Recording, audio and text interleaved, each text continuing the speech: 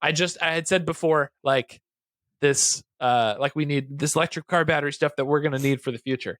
And some of the car guys may have winced a little bit when I said that. They're like, easy there, guy. Like, we want to keep our combustion engines strong and do all this Keep thing. your EVs in California. The reason, well, you won't be saying that long because apparently we have electric vehicles to thank for the Autobahn remaining speed limitless. What? Yeah. That sounds like some propaganda, not going to lie. Hey guys, welcome back to Third Pedal Podcast. I'm Jacob. I'm Zach. Welcome back to the show. Welcome back to the show. For episode giving us a 52. Break. Don't you dare with the episode numbers, man. We cannot keep track. We're back. We're counting. Thank you guys. We had a little hiatus. I had a huge work project that came to a point and stole most of my time. And Zach had a huge work project of his own. Yeah. He lost his work for this. So we need you guys to really pick up the slack with the subscribes, the likes. Yeah, we need to get this thing moving. I got bills to pay, people. Zach's on an exciting adventure as an entrepreneur now. So we're wishing him the best, and hopefully he's got more time for some shorts. No, I'm just kidding. Crank the content up. Yeah, you guys are going to see a huge increase. No, so we're very excited to get back in the saddle.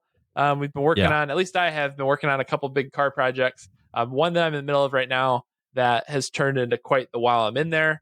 I won't bore you with all the details, but let's just say I'm painting calipers now, and I wasn't originally planning on doing that. So what started as just swap out discs and pads is now like going to be lines and calipers and everything new, because why not? It's off anyway. Brake lines. But yeah. What did you think I was talking about? I thought you were painting lines on the brakes. I'm like, that's not how that. Yeah, that's not what slots are. Yeah, I want just cool brakes, right? I was going to paint little dots and little lines, and then it'll all be good. It'll look cool. No, for half a mile. Yeah, that's like. Have you seen the painted caliper or the painted rotors you can get? Those confuse me. They're weird. I've seen people like powder coat their rotors too, which like I guess I know you can coat like before everyone hops down our throat. I know you can like the fins and everything can rust, and I know the hub can rust and all that jazz, but I don't know. It seems like a really and then weird you just let thing. It wear off the face. I think they put like junk pads on it and like wear it off that way, or they like mill off the face and then they go with that. But I don't know. That always fascinates me. That seems weird. That seems like one step away from the whole like Fast and Furious Jetta caliper delete mod. It's like right on the edge. Or you may as well just LED light your brake rotors at that point, like you're a lifted truck. Dude, those confuse the crap out of me. That and like the wheel well lights on trucks that'll never see anything other than pavement. It's a thing, I spent longer than I'd like to admit trying to figure out how they ran the lighting wires for all that without getting tangled and stuff. I think we've all had those moments. That's not shameful. All of us have been like, how is this not? Well, I first was like, how did they attach the lights to the wheels without the wires getting all? And I was like, it's not on the spinning part, Zach. It's on the brake rotor arm or whatever. I'm like, no, I understand. I understand cars. I was just making sure you understood. It's fine. Yeah, that was a trick question. You passed the test. So now that we're back, we know you guys have been sending us a ton of messages. Tried to reply to them. We're planning on doing another Backroads episode coming up pretty soon here, where we go into all those. You guys have sent us a ton of hilarious clips and a ton of really like interesting stuff too. That I know we've commented to a lot, like, we cannot wait to talk about this on the show. We definitely will. It's clearly not going to work in a regular episode because we can't get to all of it because we find too much stuff on our own too, but we're going to switch Backroads into that. So you're going to see that coming up ideally in the next week or so, but you'll see more of that on our social. So stay connected there. But as we dive into this episode, so we were just talking about trucks, and that raises kind of an interesting thing. Normally we talk about cars, that's trucks. There's a different mode of transportation that I think often gets overlooked by car guys, but it's pretty, it has like a lot of tie over. And so, without further ado, we'll hop into it. Do you follow have you seen any of these like crazy boats recently, Zach? No. What do you, I was wondering where you're going with this. Yeah. So this is like it's kind of a weird aside, but anyway, let me read you the title. Oh shoot, I lost the title. Well, here, let's start with this. This is a good title to introduce. So this new boat, I think it's interesting to car guys. Just ride it out with me. All right. CEO Tim, I don't know how to say his last name, explains how Dodge is handling the dealer markups on the Challenger Demon 170. Nice. Zing. Great intro. Great intro. It took a while. That was a what stretch. are we talking? Thanks for riding with me. The yacht. It's a yacht. Dodge guys will correct you. It's a yacht. Super Thank you very much. itself. That's right. Sorry. I'm trying to think of like a cat name, like for like another. What could it be? Whatever. I'll get to it. The yacht pack instead of the scat pack. I don't know if that was rough. So yeah, they came out. I don't know if you heard about this. So the latest trim of the Challenger, and I think what's supposed to be like their last hurrah for all this, the Challenger Demon 170. Have you heard about this thing? Yeah, it's ridiculous. It's nuts. So do you know why it's called the 170? I just learned this. No, I was just Googling it, but you tell me. Okay. So it's the Challenger Demon 170. So it's a dialed up version of the Demon that came out, I believe, 2018. And it looks pretty much the same from the outside. Although this time they dialed up some of the stats, got a lot more horsepower, which is ridiculous. It's over 1,000 horsepower from the factory now.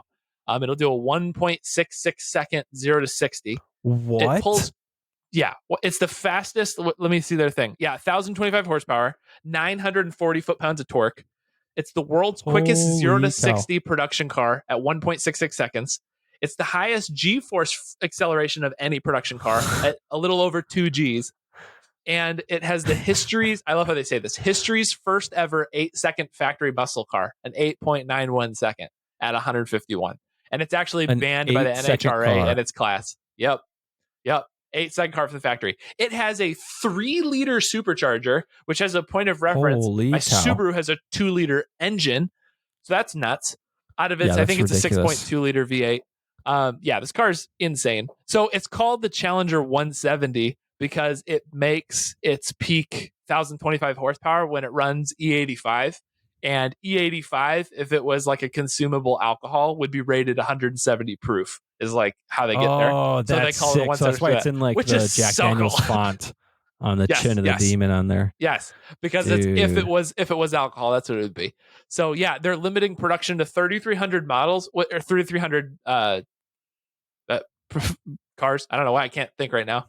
Yay, brain. 3,300 cars. And which I was like that, wow, that's pretty limited. But then I guess as I was reading more and more about it, I'm like, that's actually not that small of a number. Like for something crazy like this, like 3,300 examples of these. It's kind of a lot. So to put it in perspective, didn't they only make 500 of the Volkswagen Golf R32s when they made each generation, or was it 5,000? I don't know that for sure. I don't remember what the limit was. I just learned that because of my whole brake snafu with the WRX, it's like a whole mishmash of pieces for 2002 WRXs because they thought they were only going to sell 10,000 and they sold 40,000. So I don't know if that's if you've seen 40,000 2002 WRXs out there, there will be only 3,000 of the of the Challenger Demons. That helps the perspective. If you wanted to just go on Marketplace right now, ride with me, go on Marketplace, search for WRX. But no, this thing's crazy. So what's cool is Dodge, so they've only got like a certain number of production slots for this. And I guess I didn't think about this, but in automotive manufacturers, they have a certain slots of number of vehicles they can make across the board. So like they have a certain number of RT Challengers, a certain number of Scat Packs, a certain number of all this other stuff that are reserved as soon as people order them in their production line. So they are, they're limiting it to 3,300. They say they have 1,000 orders for it right now. And a lot of what's happening are people are switching their orders from like another trim over to the Challenger Demon 170 to, they want the extra horsepower, they want whatever, which is opening up production slots for some of the other vehicles. So there's like more room now for more people to get them, which is kind of interesting. So I didn't realize that's how that worked. But what's happening is same with we were hearing this about the GR Corolla. We were hearing this about a lot of different electric cars. I think Rivians were going through this, is markups, like dealer markups on all these cars because the demand is so high. So what's super, super cool and why Dodge continues to be one of the cooler car manufacturers out there, they're not letting dealers mark up like crazy. They're only producing them if they can provide paperwork to prove that people bought it at MSRP. So they're not letting them do that. Like some dealer, I guess there was an example of somebody tried to, they sent something in and said, oh, it had a $50,000 accessory pack on the car. And they, apparently that one made it through, but they're like, that was a fluke that it went through. And if it is, then those guys are dealing with like legal ramifications now because we're not allowing that.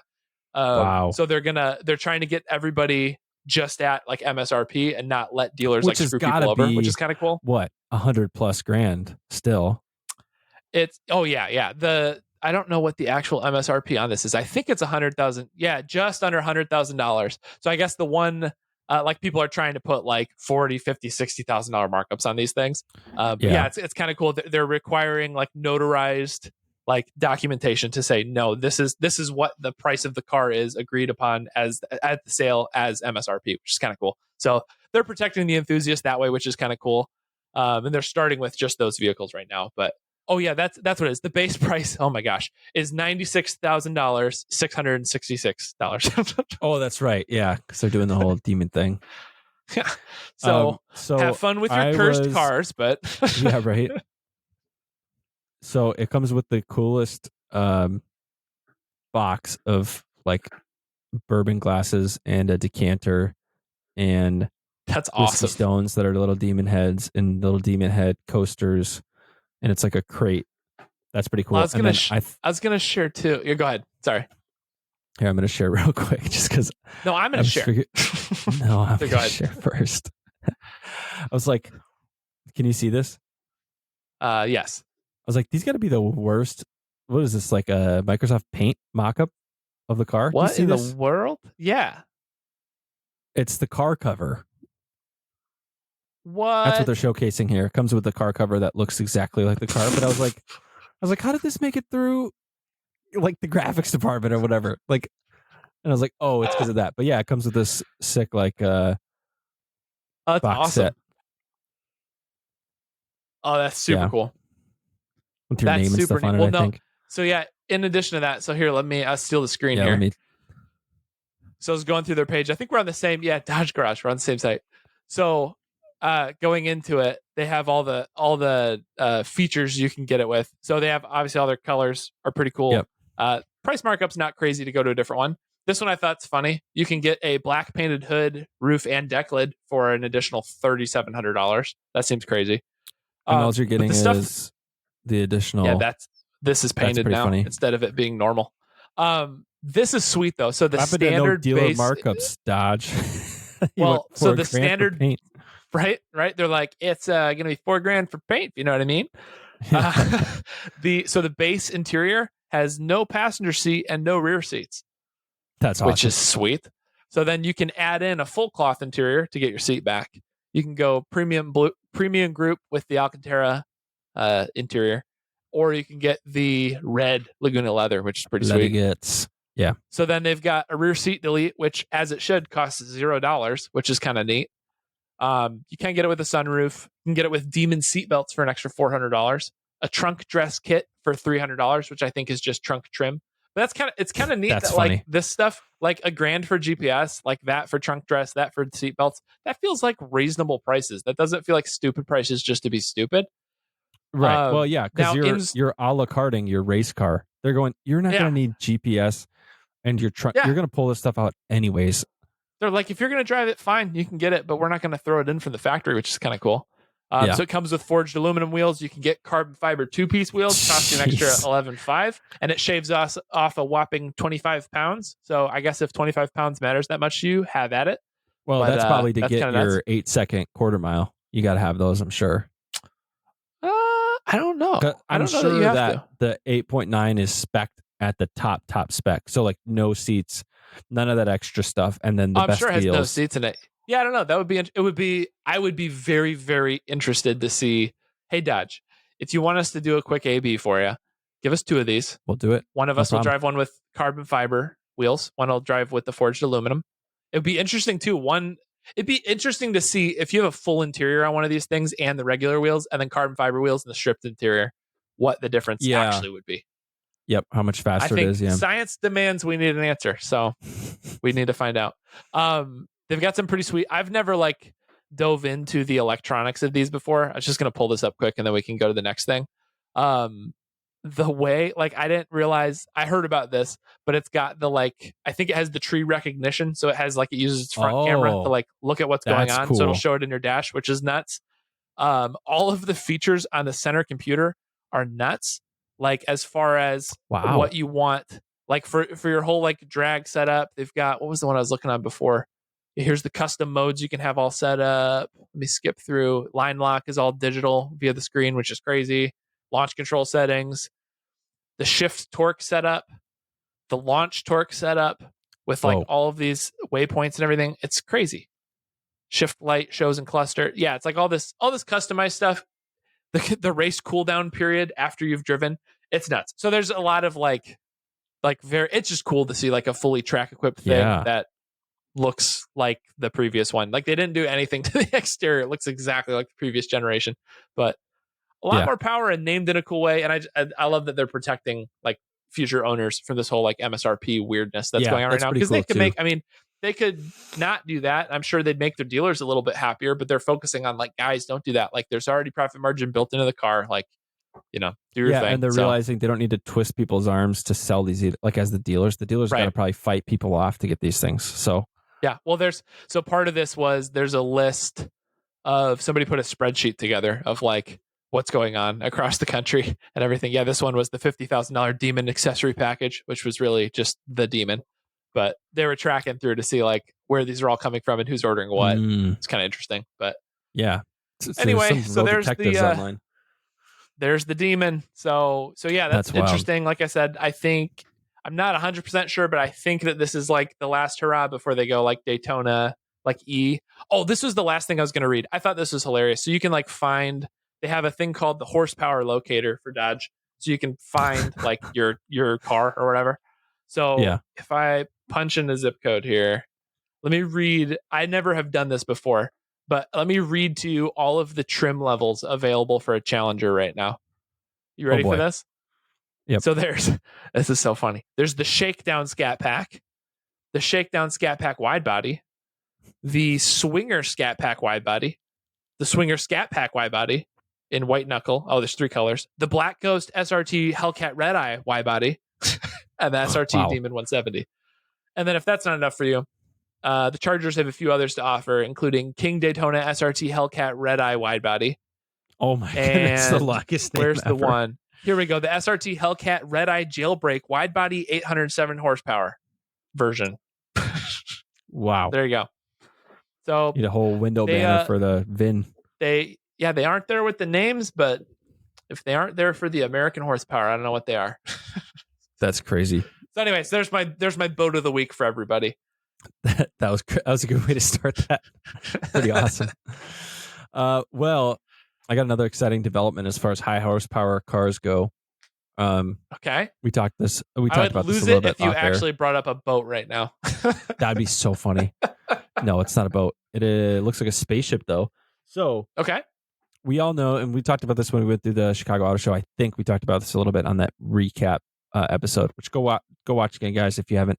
But there was the Lamborghini Aventador, of course, the SVJ there, which is the flagship V12, which was being discontinued in 2023, and then which we were like, we didn't even know, or not in that tax bracket, to know that it has still been being made in 2023. Right. Like I didn't even know it was still being made. But then they also had the Countach, however you say it, there, and that was like a one-off sort of special car thing. What do they make of those? Didn't they make 50 of those or something like that? Like a super limited run. Yeah, super limited run. I can't remember what it was though. So everybody's kind of been talking about what Lamborghini's next move is going to be. Like, are they going to end the V12 era? That's what it was kind of like hinting towards. It was like, this last Aventador run is the last of the V12s, and they're going to be just kind of hybrid, like everybody else is doing, hybrid supercars with like super high revving V6s, V8s paired with electric motors to still get that same supercar power. Well, Lamborghini was like, they pulled a Dodge basically, like, we'll fulfill your requirements. We'll make a hybrid, but it's going to be like, it's going to be in addition to what we already have. We're not going to like take away from what we already have. So Lamborghini has just released the, I'll mess up the name for sure, but the Lamborghini Revuelto. Lamborghini Revuelto. Okay. Let's get one clean clip of me saying that. The Lamborghini Revuelto. There we go. That was pretty good. There we go. Solid. So I'm going to argue that this is the coolest looking Lamborghini ever. Now there's like the niche Bold ones, right? Like the dude. Yeah, there's the niche ones like the Countach and like what they came out with some super or something whatever's like, they've had their one-off like special ones. I'm talking like the single seater, like center seat one, and like some weird cars and everything. Yeah. So this is not that. This is like gonna be like the next whatever. Listen to their tagline. The next Huracan. The Lamborghini Revuelto. Man, that's kidding me. Their tagline for this car is "From now on." So like this is their new staple, because like the Aventador ran for what, like 13 years or something like that. Like it ran forever that they were making that. Not that long, but it was a while. Pretty dang close. The Huracan they've been making since like 2014, 2015, and still making it today. And they've come out with different models of that, of course. But this is like their new V12 super. It's replacing the Aventador, and I think totally beats it. So I'm going to show you the. Prove it. Yeah, show me a photo. I'm looking up right now to see how long the Huracan's been around. Okay, so here it's just giving like a spinning shot. This is probably the bad intro for it. But from now on, I like the lights. So super cool front, super cool too. Back, carbon, everything, of course. So I'm here for it. Is a. So yeah, just look at it going, dude. It's got an exposed engine bay, like open air engine bay, kind of sick. Don't all or most Lamborghinis? No, most of them are covered in glass or something. Oh, this has no glass or anything. It's just sitting there. Yeah, it's like open. So it is a 1015 CV, which is 1,000-ish horsepower, with a brand new V12 internal combustion engine, and then 3 high-density electric motors. So 3 electric motors. Okay. And they're brand new V12.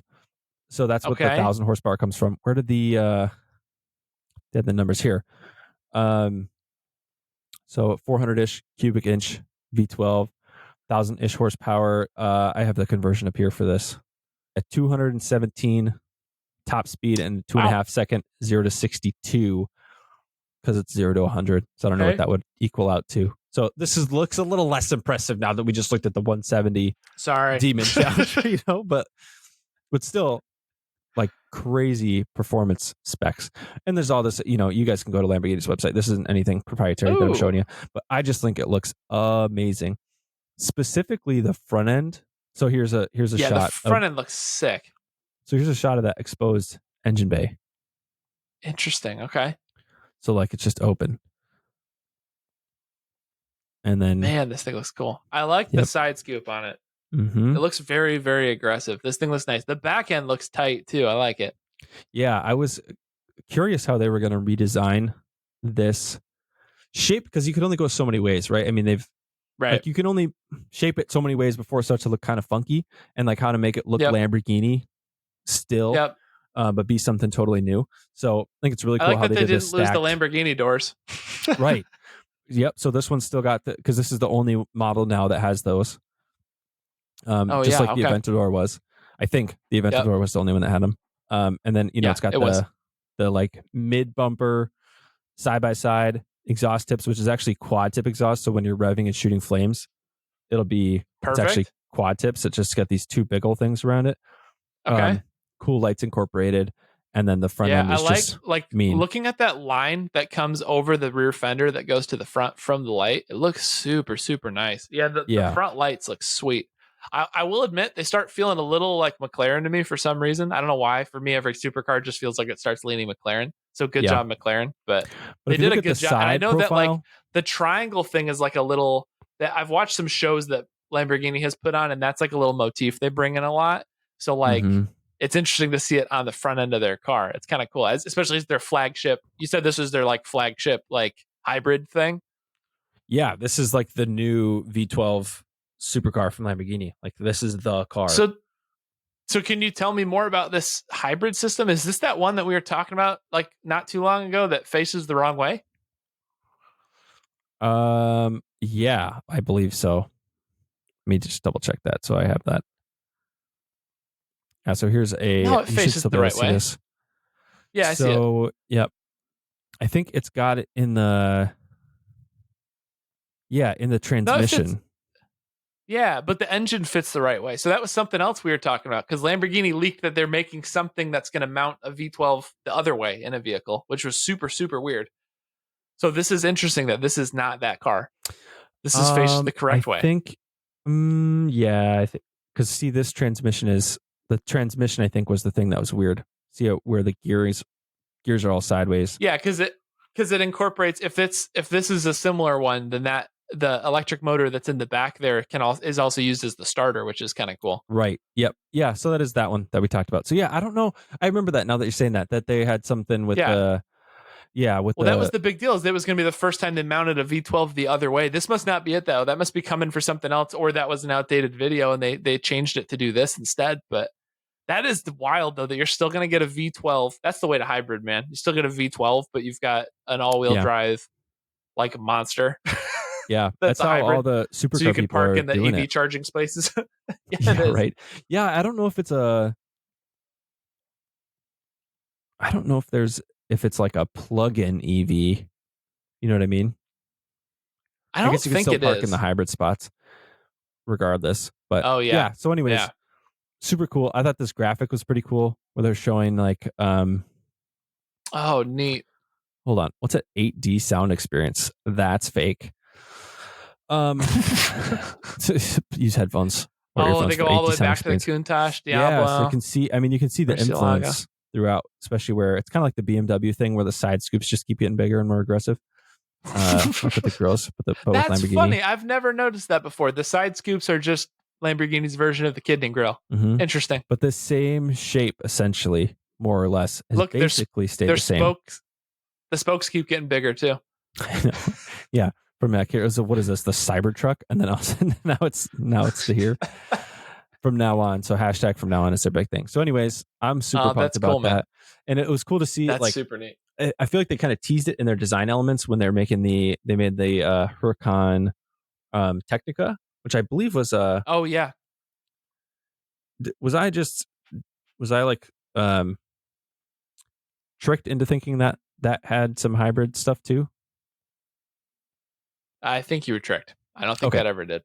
Just because it said Technica. I did not ever hear about that. I also don't know much about. Yeah, the Technica I think was more to do with the aero package and the carbon fiber than anything. Just looks cool. Pretty sure. Different kind of Technica. No, you're right. You're right. Yeah, no, that's interesting. And it's kind of funny. I gotta imagine, because like I know the R8 was just discontinued, which is really sad. But it's like maybe I'm wrong. Correct me if I'm wrong. It feels like the R8 was like one of the first like all-wheel drive super cars. I don't know if it really qualifies as like a super car, but it's up there. But like the R8 was that, yeah. And then it's the same as the. I mean, the R8 and the Gallardo have always been the same car, and then the R8 and the Huracan are the same car. So yeah, it's supercar. So then, correct me. Then is the Gallardo a all-wheel drive car too? Both. They made it both. Oh, they did. Okay, because I was gonna say it seems like the R8 was a thing, and then all of a sudden, like I know this isn't how it happened, but in my weird world of perception on this, the R8 was all-wheel drive and it crashed, and then everybody was like, well, dang it, how are we going to make our cars all-wheel drive? And they just started doing like hybrid stuff in the front axle, and then they achieved it. But it's kind of cool to see like all of these like crazy, because I know it kind of started originally with like the LaFerrari. I think the McLaren P1 also has it, and then the 918 obviously with these like hybrid front axles and this whole situation. And so it's cool to see like this all like developing more, which is just going to result in better battery capacity, faster charging, like all this jazz that we're going to need for like more electric cars and stuff anyway.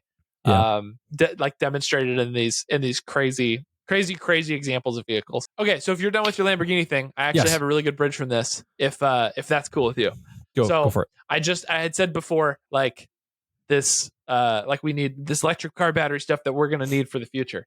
And some of the car guys may have winced a little bit when I said that. They're like, "Easy there, guy. Like we want to keep our combustion engines strong and do all this keep thing." Your EVs in California. The reason, well, you won't be saying that long, because apparently we have electric vehicles to thank for the Autobahn remaining speed limitless. What? Yeah. That sounds like some propaganda, not going to lie. Okay. It could be, still could be. I'm totally with you. But apparently, so there was like a proposal not too long ago. They wanted to limit the entire Autobahn to 130 kilometers an hour, which is 80 miles an hour, which sounds terrible. Wow. That would destroy the dreams of every car guy in the entire world. So they were talking about doing that because, people like notably recently the dude in the Bugatti Chiron hit 259 and like videotaped it on the Autobahn. I didn't know that. That's crazy. Yeah, which is sick. There's a video of it. I'll share it with you. It's like one of those like they're just like double finger guns at the cops, like no speed limit, right? Yeah. They're like, we can go set speed records on this though, right? Well, so this dude did it, and then he was branded irresponsible by the police. And he was at one point under investigation, but he wasn't charged. So they've been talking about passing an 80 mile an hour speed limit, and it's gone back and forth. It recently got shot down. And part of the reason for that was there's so many more electric vehicles, and Europe is pushing for so many more on top of that. And with gas prices as high as they are, people aren't driving as fast as they used to on the Autobahn as like an average. So some people still are, but for the most part, people drive slow. And in addition to that, the people with electric vehicles it's called hypermiling. It's something that I heard about originally on the TDI group, on the diesel group and everything. Mm-hmm. And it's where you drive like at your optimal efficiency speed. So like in my Jetta, it was like 62 miles an hour. I could get like 43 miles to the gallon. So like if you're on a road trip, like you can do the math. It'll take like an extra little bit, but sometimes the savings of it and just the bragging rights of people saying I averaged, I finally hit my 600 mile tank, my 650, my 700 mile tank. Also, if you can make up the time by not having to stop for gas, that's like the huge win. Right. Oh, that's a good point. I never thought about that. That would be an interesting comparison. Mm-hmm. But yeah, so apparently the prevalence of electric cars and people trying to get the most out of their battery packs and cruise at the best speed and do all this stuff, because of all of that, they don't see a need for doing it anymore. So they've like dropped the petitions for it. So the Autobahn, you've heard me right, folks, the Autobahn might remain speed limitless thanks to electric vehicles. So the next time you see an Ioniq driving down the road, the next time you see a Tesla, you see a Rivian, you have them to thank for the Autobahn remaining speed limitless. So that's crazy. Sweet. So still could be a lot of propaganda. I don't know, but you heard it here first. I did not think that's the way that was going to go when you said electric cars. I thought you were going to say like, because they're so safe, they have like accident prevention and they like follow each other and they move out of the way and stuff. So like nope, it's just people trying to get an extra few miles out of their digital tank. So because of them doing that, we have the dream someday of hitting high into the triple digits onto that road legally. Gas prices, I mean, not to get political, which I like saying before I say something totally not political, but that's like saying no offense. Yeah, yeah, right. I have family who's over there in Germany right now, and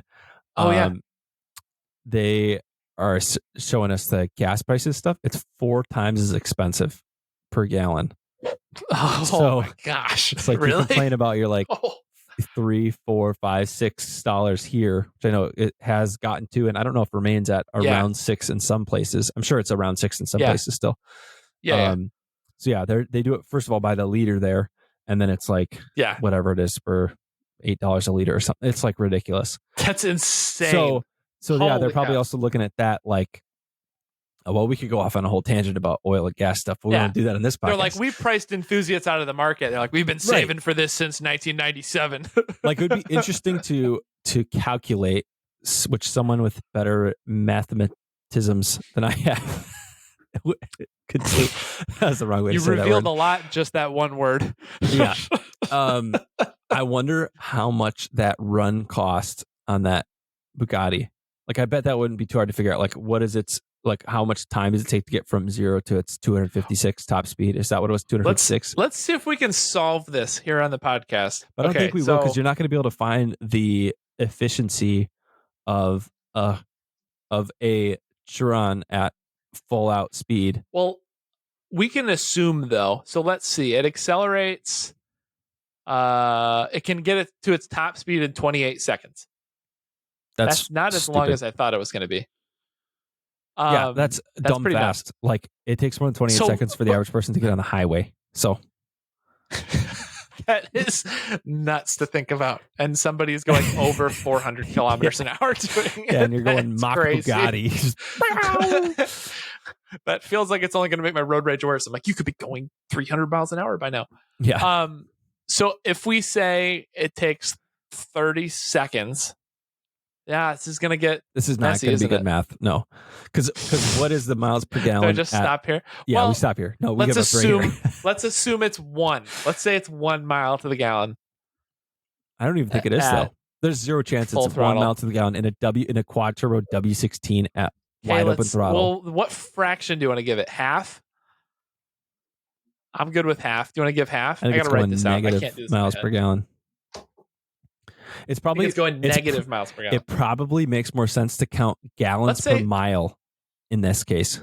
Well, let's say 0.1. Let's give it like something crazy, like 0.1 at flat out acceleration, and then let's say once you get to that top speed, you get to like if we go for like a minute run, because if it's a minute, then we can multiply stuff by 60. We can get to an hour. We can divide by 60. So it averages not go 11 on the regular. Oh, okay. I think we should just give it a blanket. Let's just say it achieves 1. We're going to do a run up to the top speed, and we're going to chill at the top speed for 30 seconds and then be done. So we're going to have a minute run. Okay. Okay. So if we go a minute at 1 mile per gallon, and it's getting up to 259, and then we're going to go for 30 more seconds. So it's going to go 259 miles in an hour.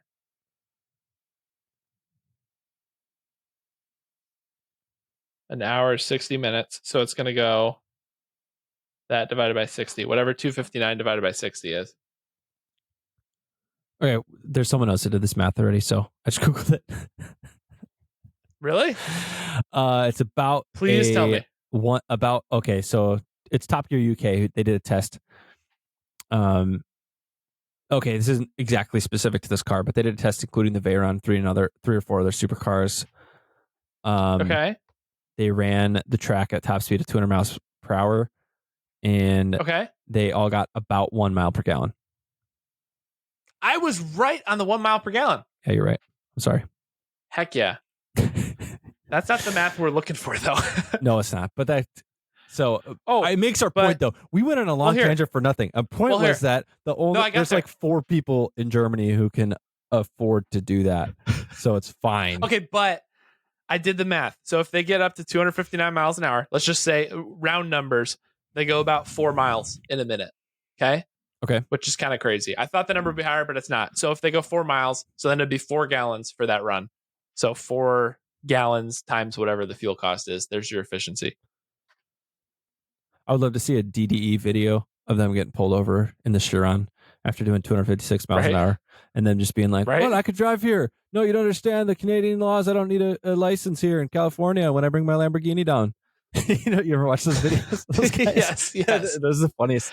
It's like cop gets owned by supercar owner, and then it's just like mumbo jumbo for 4 minutes, and it's like, cool. I'm glad I watched that.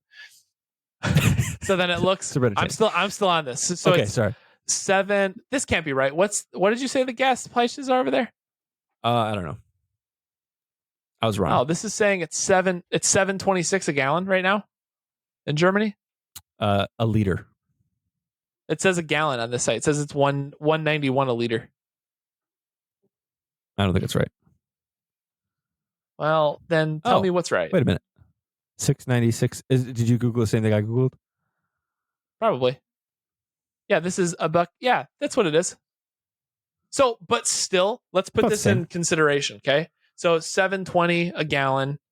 So if I'm going to say 720 times 4, okay, so that's actually pretty crazy. This math I thought was going to be worse, and then it got way boring, and then it got way better. So if you're in a Bugatti Chiron and you just want to go on this top speed run, so you're going to go up to the top speed of 259, which takes 30 seconds, and then chill there for 30 seconds, which is nuts. In that 30 seconds, time. you're going to go in the 30 seconds, you're going to go a little over 2 more miles, which is nuts.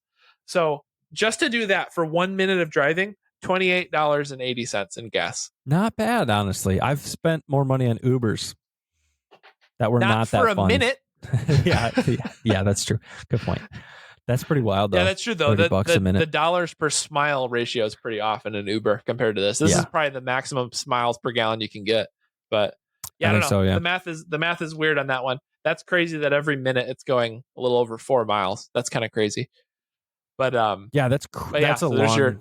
There's your next time thanks you're for driving, riding with us through our weird math lesson, everybody. Yeah, next time you're on the highway, go just look at like your look at your mile counter, and then just like count out 4 miles, and then be like, that was a really long time. Roughly 4 minutes. You can do that. I do that every once in a while on long road trips. I try to figure out the pace, like the rhythm of if I beat my hand 4 times, like on the 4th one, it'll be 1/10 of a mile. Okay, get that and go. And like, yeah, that's how boring it gets in the middle of freaking Iowa, everybody. Yeah. But to do that, so like I know I have like a mental, I like picture in my mind of how long it usually takes for it to click up 1/10, 1/10, 1/10. So that's crazy to think in a minute, like 4.3 miles. That's crazy. Yeah, that's talk about tunnel vision. But anyway, so yeah, there's your Autobahn update. Apparently, it costs $30. I'm sure renting the Chiron, the gas price would be the least of your concerns if you're going to try to drive 260 in a Chiron. So I don't think you're super worried about that. Yeah, I think that's the least. You're probably worried about the $40,000 tires you got to change after that run. I was just going to say that. Yeah, it probably. Yeah, that's the next calculation. What is the tread wear? Yeah, dude. What is your maintenance cost? It costs $28 in gas, but it costs $2,000 in maintenance to do that run. Like a calculator to break down, like, okay, whatever your average maintenance is for the year, broken down into like that time, and like what that run actually costs. Because we're saying about $30 in fuel, but then it's like, the $25,000 oil change divided out by like what amount of wear that put on the oil change needed to be done and all that, like figuring it all out. I would guess, let's just say, I would say that was it probably cost a good 5 G's to do that run. That's going to be my guesstimation, just based on all the other stuff that you got to put into a Chiron. Okay, so I'm on a site right now. It says, holy cow. We're going to lose everybody if we keep going into this. I'm sorry. This is the last thing on it. It says, this is why I freaked out. It costs nearly $500,000 every 4 years to own a Chiron. Is that for the... Never mind. I won't make that joke. Cool. Oh, boy. Every 4 years, you have to replace all the turbos. Of course. What else do you have to replace? That's nuts. The tires are only $8,000 though, so that's lower than I thought it was going to be. Well, that must have been the Veyron when they first came out. I remember that number specifically. Here we go. Adding it all up in 4 years' time, 48 months, you'll need at least 3 oil changes, 2 rim tire changes. Why? Rim changes. Set of brakes, engine tuning, plus a single replacement for the quad turbos, the air duct coolers, and the fuel tank. Total cost is roughly $477,000, and that's excluding tax, labor, fees, transport, and travel costs. That's parts alone. Oh my gosh, triple that. That's the parts cost, everybody. So you go to the Volkswagen dealer over the parts counter. That's what you're going to be paying. That's a couple houses worth. Wow. That's crazy. Bugatti owner could get a discount of up to 30% on service charges, depending on his history with the dealership. Depending on his history with the dealership. Well, there you go, everybody. Sorry, there's a weird tangent for you on ownership costs of a Bugatti Chiron. But so needless to say, the $28 fuel cost is the least of your concerns. That's pretty minimal. You probably are not that far off on it being a $5,000 run. But yeah, at least now that you say that, it might be a little bit more. All right, let's do a little segue. Speaking of how electric cars have saved Europe. That's what that was about, right? That's okay. This is actually way to see the forest for the trees. yeah, thanks. This is actually really, really cool. So there's this company in, I believe it's Scotland. Yep. Gotland. No, that's the company name. Definitely editing bagpipes over you saying that. Man, you're gonna make me learn geography. All right, it's somewhere over yonder. I think it's where they make IKEA stuff. Yeah. Sweden? Yes. Thank you. So one of the, what's the number one problem with electric cars in general? It's the number one problem. Charge time. Yep. So charge time, and then like your trips being limited because of mileage, right? And then how long it takes to charge. Okay. Yeah.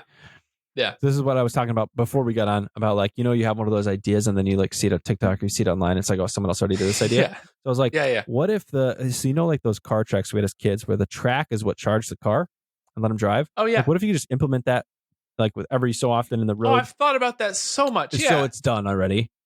But it's the coolest thing ever. So it's they're this company Electrion.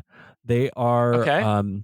creating shared invisible wireless charging infrastructure it's for public Whoa. transportation as is like the main thing. So like semi trucks, buses, like all that type of stuff. So like transportation of goods and transportation of Oh goods, wow. people, Okay. getting through town and all that stuff. So that basically are making them like those tracks. So like there are electric trains for public transit and stuff like that too. So it's nothing Yeah. that new, Yeah. but like a vehicle that has to carry a smaller battery pack and then basically just has the the little like coil thing that's in the back of your phone on a much larger scale in the bottom of the car, and then in the road embedded is these wireless charge units. It looked like they were all strung Wow. up right on each other, so like right under the pavement is the whole road is these things, and those are Weird. plugged Okay. into the grid. And then while you're over that, your car is using that charge / recharging depending on how much use you're doing. If you're like speeding up really quick, then you're probably using more than you're Wow. getting.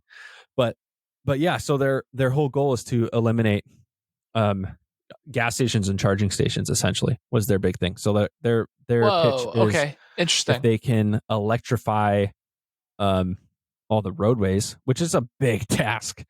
um like this isn't coming to Holy America cow. anytime soon. There's just no way. We got way too No. much space for this stuff. But if that's their pitch, if they can put these units throughout the roadways, that these trucks, car, and then eventually all the way down to like your everyday car, just has this built into it, and you can just drive anywhere without ever having to worry about charge, because like, well, you're plugged in Wow. wirelessly while you're Yeah. driving. You're plugged in through the Yeah. roadway. So that is probably the coolest development I've seen in electric car infrastructure in the That's longest time. So sweet. obviously not super practical stateside quite yet, like every cool thing made in Europe. But Yeah, but like that's an interesting. So like it doesn't have to be, because obviously we have like, I mean, I would love to know the length. I won't go down this rabbit hole yet, but like I would love to know the length of highway that we have in America that would need to be converted. But like I can't imagine that that would be that unrealistic for, say, like downtown LA to like right. convert its bridges to all of this, so Yeah. that whatever, like there's more of an encouragement in like a city like that, or New York Yeah. City, In or like major some like, cities, I could see that making sense. yeah, But like, dude, you got to be yeah, on like a decade plan to be going one lane of yeah, each road at a time yeah. to put these things up. Well, it said, I was just cruising through their site too. It said they can lay a mile of the electrified road in one night. Oh, that's kind of So nuts. it doesn't like, that's not like, it like feels like a lot to me to do that. It's not like crazy, I guess. But I mean, if you imagine like, I mean, really, let's say like the joke, right, in LA is like if you have to go like 10 miles on the road, what should be like 10 minutes, it can take you like an hour and a half, something like Right. that. So like, but like in 10 nights, so like in under 2 weeks, you could have that whole road laid electric. Obviously, that's not going to like immediately eliminate the like traffic issue, but it seems like their argument on this site, which I kind of like, is like it's less pollution is like a part of it, but it's also about congestion, because you can have more of these like electric like public transit vehicles going back and forth. So like if you can have like more buses on it that are electrified that are using it, or if you have an electrified lane that's doing its thing, like it at least incentivizes something there, which is kind of So cool. it could be implemented in the U.S. on all highways within 8.8 years, if I just did my math correctly, because there's 161,000 miles of highway. Now, this is only highway, so I'm not talking like all the cities and stuff, but Wait, road trip wise, how did you do your math? Oh, it's 161,000. If Okay. if they can do a mile per day per night, they said it's 365, so 441 years is what it would take. But if you have one team per state, then it's only 8.8. Oh, okay. I was wondering how you got so there. it's not. I was like, It's obviously not going to be one crew. It'd be like, right. all right, people. They're like this. They have the Swedish explorers that are coming over here with their electric roadways, and they're like, we start a journey that we will not see the end of. like, like for Well, generations. if it comes from there, it's going to come in a box with instructions on how to build it. Like my father's father installed electric roads, and now my great grandchildren will get to enjoy their electric cars. And like, oh, we're on this, we're on the whatever they're nuclear now. They're looking at the box. They're like, it's a Rudenfluten. Yeah. If you imagine like even like you did one per state, there's probably one per county, if not like multiple per county. So then divide that out if it's 8.8 and you have even just 4, it's a matter of a few years and several $1 billion probably, I would imagine, to do that. There's no way that's cheap at all. Probably more than and several billion. Every single vehicle. Hefty. Because we just got our first electric semi. Like the Tesla semi is now like being used in a few places. Right. So, well, and imagine like the strain on the electrical grid, which is already like kind of teetering. Oh, yeah, we didn't even consider that part. Consider that. China's like, do it, do it, guys, do it. You see, it's the right time. Political and banned. Whoa. So, anyway, that is super cool though. That is something I thought about a lot. I was curious about like I wonder. That's a lot of electricity and a lot of like wattage to translate a distance. Yeah. So like obviously there's like the same thing with your phone wireless charger. Like there's receivers, there's things that activate it, there's things that limit any damage or anything. Like I would imagine testing for this results in like a lot of fried chickens and stuff like that. Dude, so road rash I'm wondering what that part is. Meaning now. Yeah, that's not good. It'd be quick. It'd be super cool. Like I could totally see like if we fast forward, I imagine like 100 years that this is like a normal thing that's been around for a while, and just be like, oh yeah, our cars just it's like even if they're slot gas cars still, it's just wireless slot cars. Yeah, like I could see this. I could see a like eco diesel generated, like there's that a lot of cars now they're doing like gas like through generator type electric car. Yep. Like the gas engine never it never powers the actual wheels. Like it's not connected that way. Yeah. But it powers a generator, which fills the battery, which charges the car, which drives the electric motors, blah, blah, blah. I could totally see that where it's like you got your like range extender, more or less, which is like you got to fill up your diesel tank, and it's some eco diesel made out of yard clippings and that you put in your garage little thing and melts it all down and gives your eco diesel. There it goes with the yard clippings in the garage thing again. There's my header. I'm sure someone had Ireland is doing that one. But so yeah, and then that's your tank, right? And then the road charges you the rest of the way. So like if you need it, if you're going out on like country roads, which by this time there's probably not going to be country, right? We'll all be stacked on top of each other. But hypothetically, you're going out further where they haven't quite put all these roads yet, or they're having issues. You have like your backup sort of thing.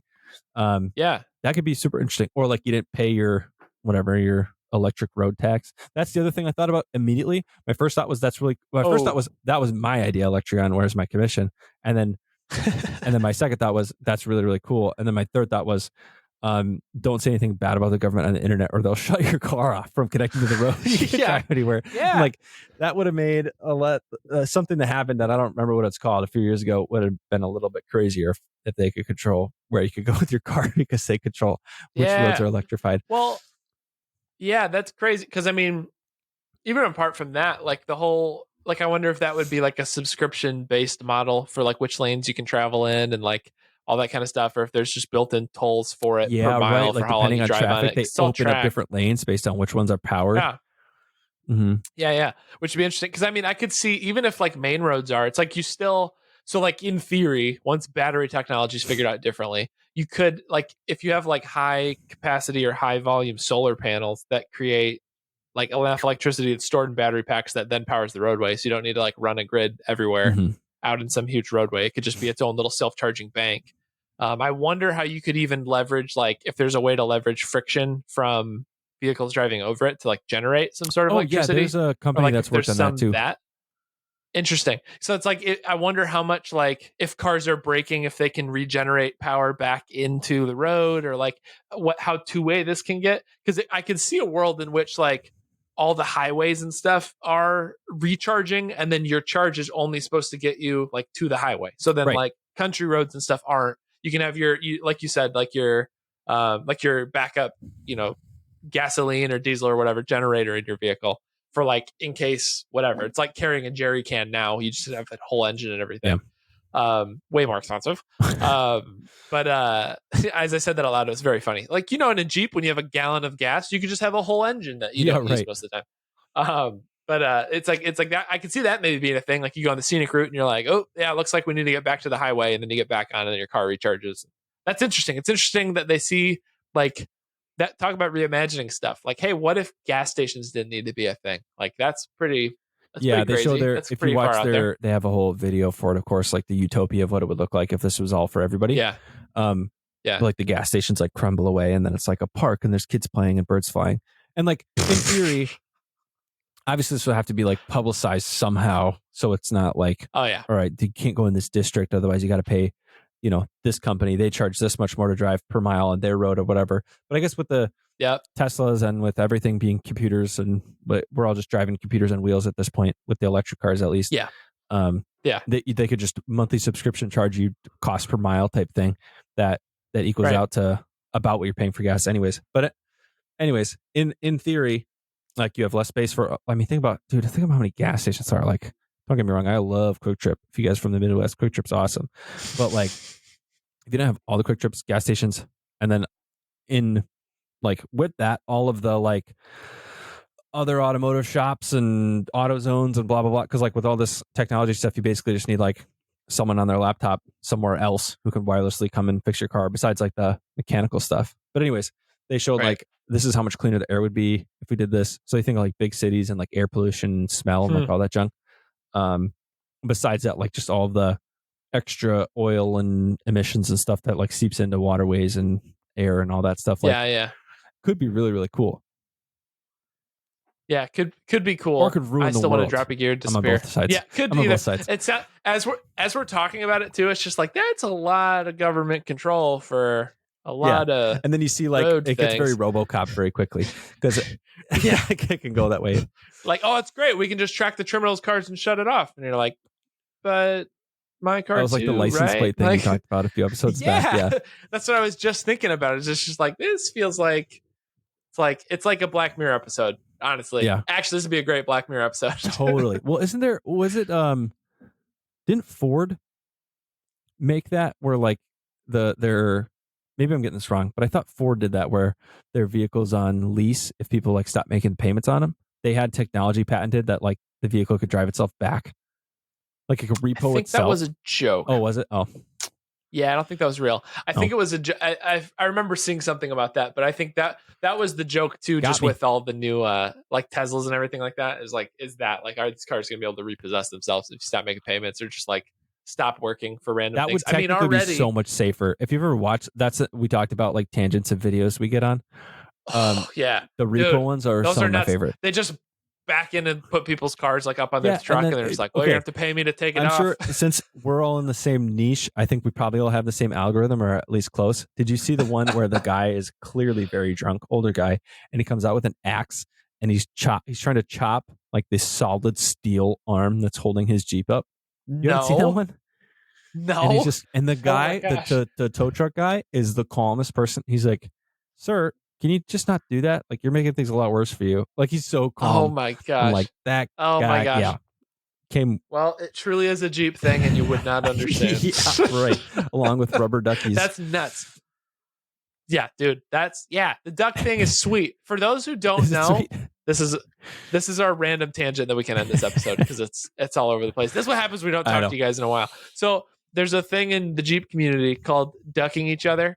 And you have a rubber ducky, and I don't remember why it started. I like it more now that I know somebody else's.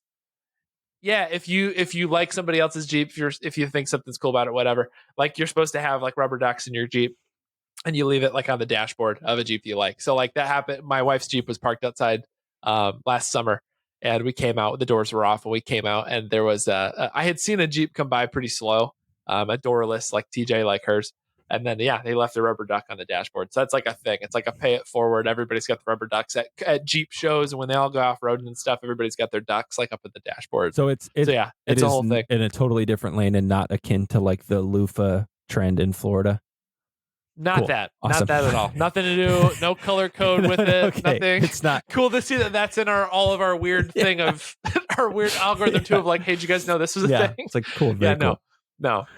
No, that's the Ford version of the duck thing. Burn! Is that only on Ford cars? Kind of makes sense. Suck it, Broncos. No, that's on golf carts, I think. I thought that was the deal. Okay. But anyway, if you don't know what that is, don't Google it. I like to not know a lot about that. Yeah, I'd like to not. So yeah, it just for pretend that doesn't exist. It's the duck thing. I kind of wish that there was that for like sports cars, although I don't know what it would be. A gas card? Like if I was just gonna make a joke like that, like an AutoZone gift card or something. For BMWs, it's blinker fluid coupons. What else? Oh, this is okay. We're past time, so we should wrap up quick. But just I was like, since this is April 3rd that we're doing this. Yeah. Oh yeah. Our best April Fool's thing. I just like the like my favorite thing on April Fool's is, besides mom's pranks, is going on like Instagram and just seeing all like the cheeky car companies like, oh, we like look at, they're like, we made, I feel like in 2014 it was like hilarious because it was internet, like social media, car companies being silly on social media was like sort of new. Like that wasn't really a thing yet, you know? So like them making like these fake products that looked really, really real because it was that time. Yep. Now it's like, not that it's less cool. It's still my favorite thing, but it's just funny to go on there and see what they like come up with. Cause like after so many years, like how many times can you make a blinker delete thing for BMWs? You know, like I think Euro Tuning or someone did a blinker stock delete kit or something, like pretty hilarious. It's awesome. But I didn't see as many as I had seen in the past. I felt Did you see FCP Euros? No. They said, so FCP stands for Ford Car Parts and then Euro. So they said they were going to do. It stands for what? DC, foreign car parts. Said Ford Car Parts. I'm like, that doesn't make any sense. No, foreign. And they actually used to sell Subaru parts and Toyota parts and stuff, but they settled into their niche of Euro stuff. So yeah, they came out with DCP Murica, and that was going to be their domestic car parts branch. And then I saw Subaru did one too. They came out with. They had an ad that says, introducing the all-new 2023 Subaru Forager Granola, a driver's seat treat to power you through life's crunchiest pursuits. And it says, may contain dog hair, but should come off with a lint roller. That's hilarious. So they know their audience pretty well. Yep. Subaru's crushing it with their target. That's a good point, though. Like I always saved the whole, like, I think Mobile One did, like, for the fall season, they were going to have pumpkin spice oil for your car. Yeah, seems right. Yeah, there used to be some pretty great, pretty awesome campaigns that people were running for April Fool's Day. Maybe we missed some of them. If you guys saw some of them that your favorite, send it in. We'd love to be reminded. Yeah, this is a good time for this, which we should. It seemed like that day there was too much. But. Yeah, this is a good time to plug this, and then we'll wrap it, which we should have put on the front. But post them in the Third Pedal Crew Facebook page. So or send it to us, DM them to us too if you're shy or whatever. But like, don't be shy. Everybody's cool. We'll post something on there. I'm going to post something right after we finish recorded too, asking people what their favorite one was. But when you're listening to this now, go in that group and post what your favorite one was. You can add it to the chain there. There we go. All right, guys. But yeah, that's the episode. Cool. Well, thanks for listening. Welcome back. We'll be back at it again with another episode next week. Make sure you join the Facebook crew, which is Third Pedal Podcast Crew on Facebook. thirdpedalpodcast.com's got your links to everything else, to the merch, to get your garage shirts. Almost summer cruise season, especially if you live anywhere where it gets chilly. We finally have warm weather. Like I said at the beginning of this, my car is on jack stands right now. I got to finish that project. Wrap it up. Perfect time to get your garage shirt. Perfect time to get ready for car shows, which we're excited to see you at this year. But that's all we got. We'll catch you next week. Peace.